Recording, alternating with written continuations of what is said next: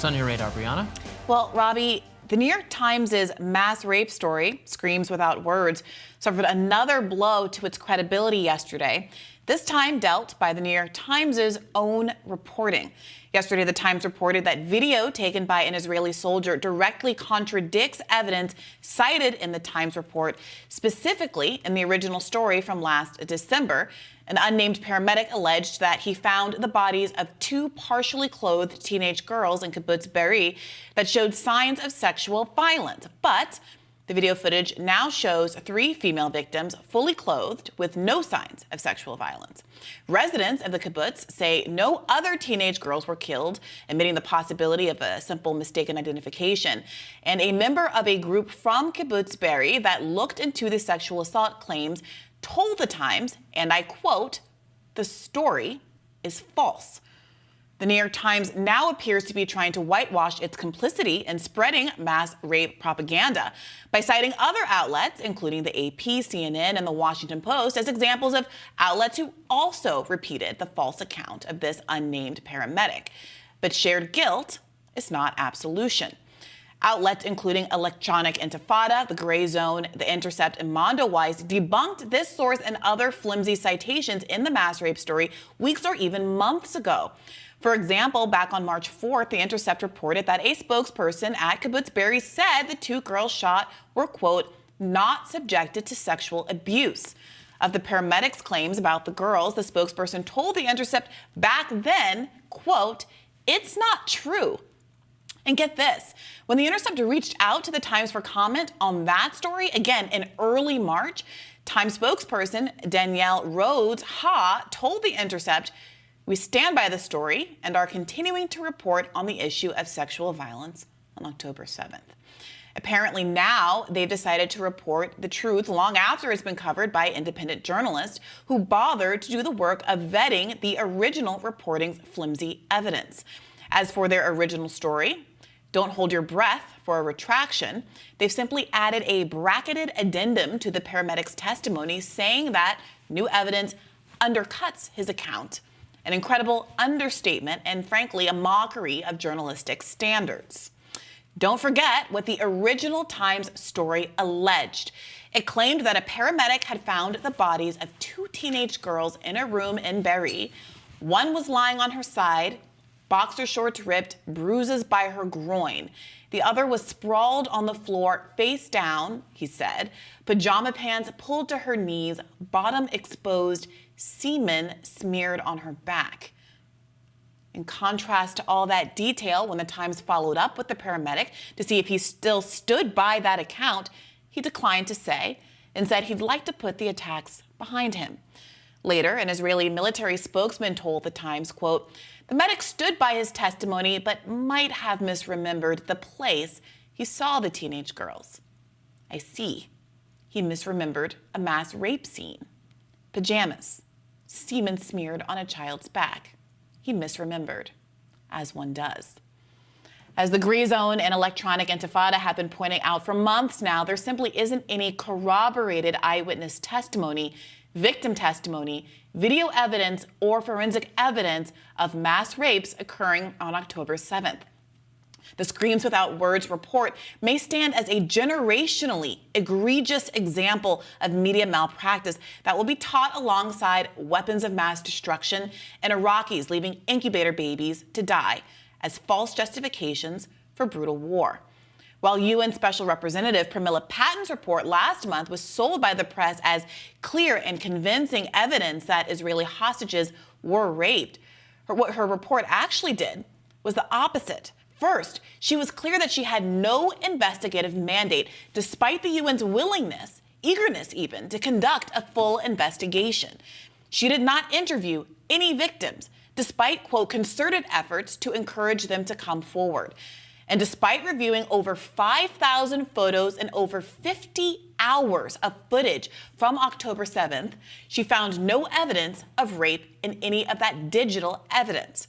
Her conclusory claim that there are reasonable grounds to believe that conflict-related sexual violence occurred during the October 7th attacks was based on what the report itself describes as circumstantial evidence.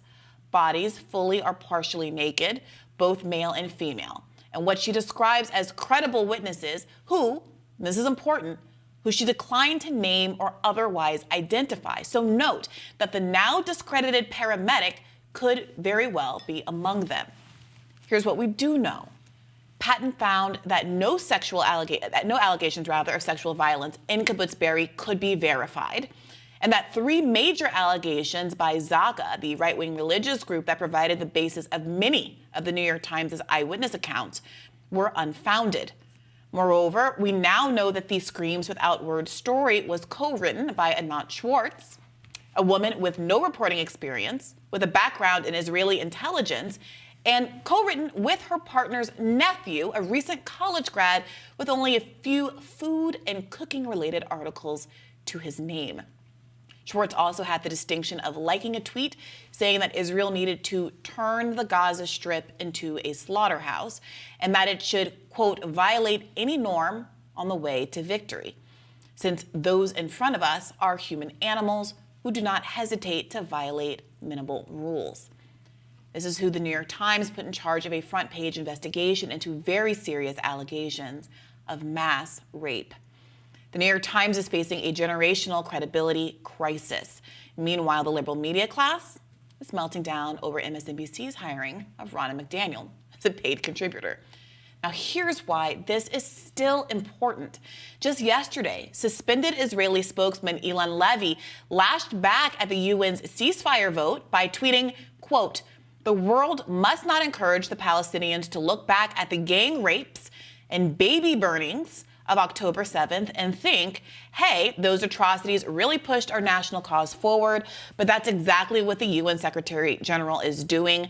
Too long don't read. Terrorism pays."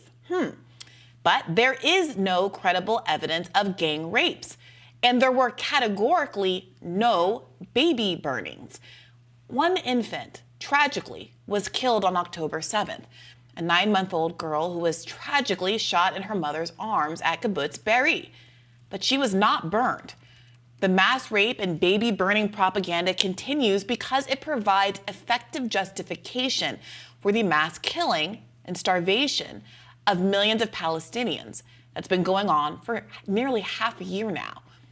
In early March, the Gray Zone obtained leaked slides from a confidential Israel lobby presentation based on data from famed pollster Frank Lutz that showed the most effective messaging was that which painted Hamas as brutal and savage, an organization of hate that raped women, while Israel, by contrast, has been engaged in a, quote, war for humanity. When asked what bothers them, the public said what bothers them most was, quote, raped civilians. That topped brutalized, executed, or even murdered civilians. Now here, we have a likely explanation of why there's been an unflagging commitment to a mass rape narrative in particular, even when murders are easy to prove and frankly sufficient to make whatever point you might want to make about Israeli suffering on October 7th. As for that war for humanity Israel is allegedly fighting, on Friday, Israeli drone footage was released which shows 4 unarmed Palestinian civilian youths bombed to death while trying to reach their destroyed homes.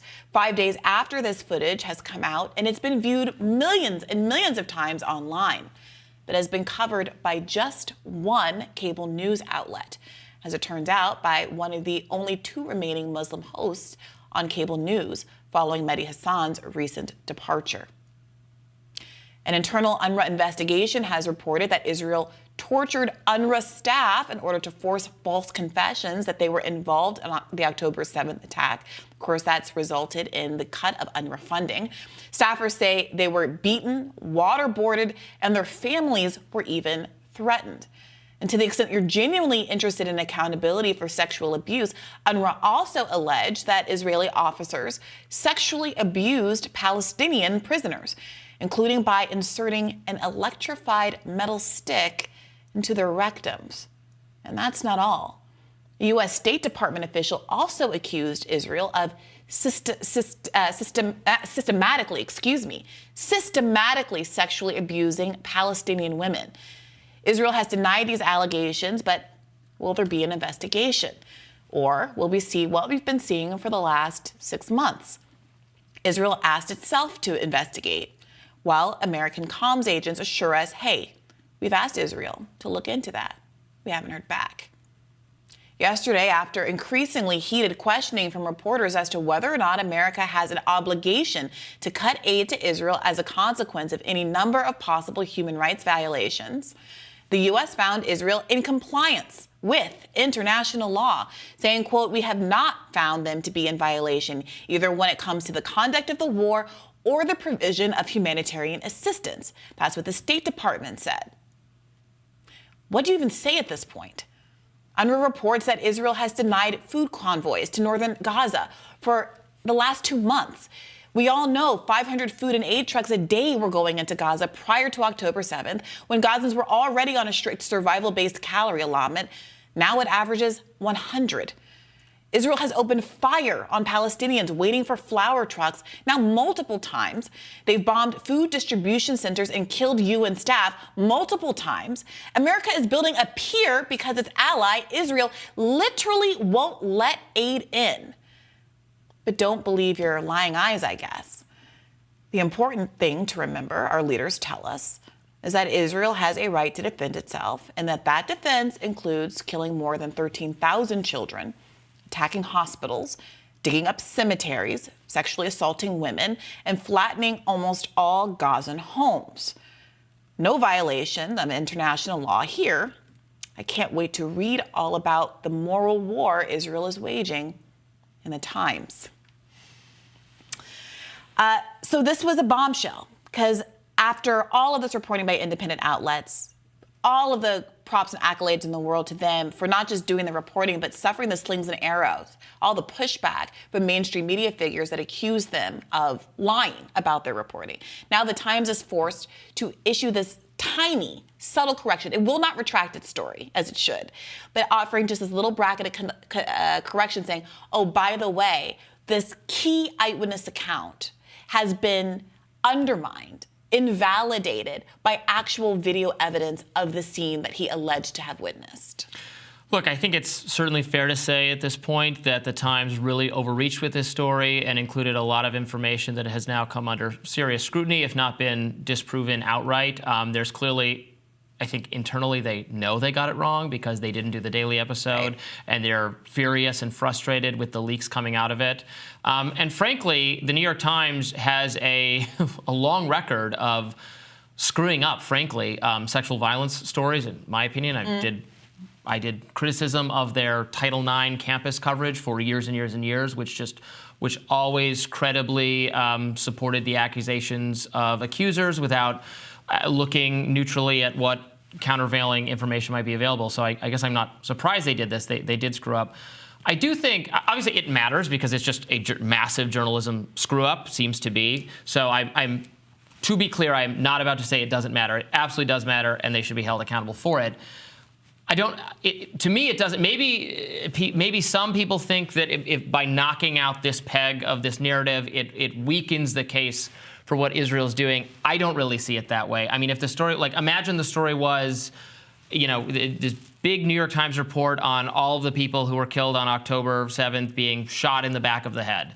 And then it turns out they totally screwed that up. All of that reporting was wrong. The eyewitnesses were wrong. All the people were shot in the front of the head. I mean, they were still killed. It doesn't, to me, change the horror of what happened. So it's important to set the record straight because I do think they screwed up here, but it doesn't. And a journalistic outlet should be held accountable, but to me, it's that level of screw up. It doesn't mean the murder still took place, the killing still took place. Well, that's what's been so mind-boggling about this the whole time. And as I said, if you want to make the case for the tragedy of October 7th to the innocent people involved, well, then make that case. It's tragic even without the sexual assault. But that's where I think stuff like the Frank Luntz internal report comes in. There does seem to be a decision that was made that the way to really sell this was to emphasize the sexual assault angle. It ranked the highest in terms of the audience reaction, the public's reaction of what am I most upset by, is to say not just that people were murdered or brutalized, but they were sexually assaulted. And so you might then ask yourself, well, why do you need to sell it? The murder is enough. It might not be the most maximally impactful message, but that's certainly enough to sell the idea, let's say, that Israel has the right to defend itself or that it has the right to retaliate or whatever it is. Well, I think that's where we get to this, where we are now. We're 6 months into this almost. You now have over 31,000 people killed. Estimates are that it could be considerably higher than that because the destruction, the systemic destruction of the Gazan medical infrastructure means that there are very few public institutions left to do the counting of the bodies. But you have 3/4 of that amount being women and children. You have wanton destruction to the homes, the infrastructure, all of those kinds of things. And on top of that, you have now claims that Palestinians, men and women both, have been victims of sexual assault by the Israeli military. So if there's a person who's thinking, okay, 1,200 people were killed on October 7th, eye for an eye, there has to be some kind of retribution. Someone has to answer for this. Very quickly, within the first week, more Palestinians had been killed than had been killed, Israelis had been killed on October 7th. And then it's a month into it, and we're getting into 5, 10, 20,000 numbers. And we're seeing all of these other kinds of crimes that can't really be justified in what is a proportional response to what happened on October 12th. I mean, I think I think it would be ridiculous. Maybe this is secretly the motivation. I don't think anyone.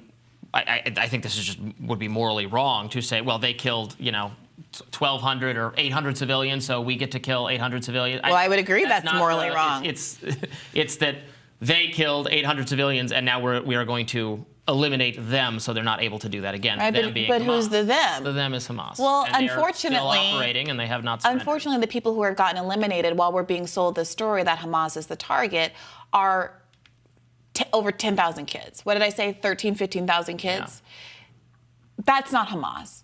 And when you're seeing drone footage of 4 youths trying to pick through the rubble that was once their home, getting tracked and murdered in cold blood when they posed absolutely no threat, that's not Hamas. So I do think these narratives, including we're going after Hamas, help to provide some kind of balm for the imagery that's coming out that is very much demonstrating that the target, whatever the intent is obviously not Hamas. And this food issue, how many humanitarians have come forward and say famine is not an accident, that is a choice. Denying food to the entire 2.3 million population of Gaza is collective punishment. It is a war crime. And so how do you start to justify that? Well, for a long time at least, framing this as a war against a people who themselves were savage and brutal, who as a people committed rapes, who were constitutionally different than Israelis who were fighting a moral war, seemed, I think, to assuage people's ethics, morals, guilt, concerns about whether or not what was happening in Gaza was, in fact, a moral war. And that is why I think they push this rape narrative. It's confusing to me, too. I don't see why it's necessary. But you're still seeing, as I mentioned, Ilan Levy, the Israeli spokesperson, who was suspended over lying about other things on Twitter, is still out here making the same arguments about burned babies, none of which exist. One baby tragically was killed. And it's a horrible thing to have to put words together that even feel like you're minimizing that. But that baby that was killed horribly was not burned. So why are you continuing to lie about it? The events need no embellishment. They need no embellishment. I've seen the video footage. Why would you lie? Piled up at the music festival and elsewhere. What kind of person makes up dead babies? That's what I think people need to be asking. And why do the New York Times, principally here, continue to print those kinds of lies? We'll have more Rising right after this.